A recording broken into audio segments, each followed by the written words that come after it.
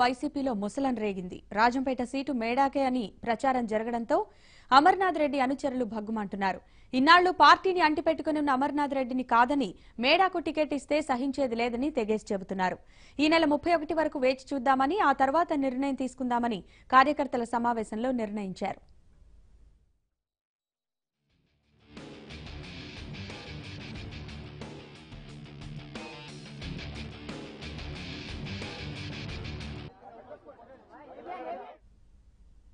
టీడీపీని వీడి వైసీపీలో చేరేందుకు సిద్దమైన మేడా మల్లికార్జున్ రెడ్డి ఇప్పటికే జగన్ను కలిశారు.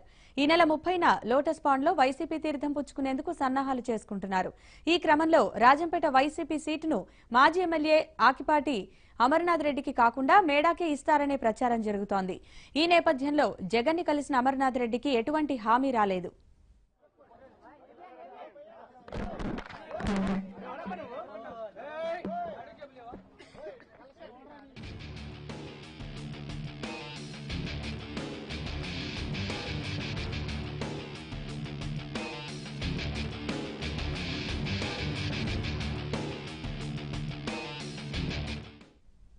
మేడా రాకను వ్యతిరేకిస్తున్న అమర్నాథ్ రెడ్డి అనుచరులు రాజంపేటలోని ఆకేపాటి భవన్ కు చేరుకున్నారు.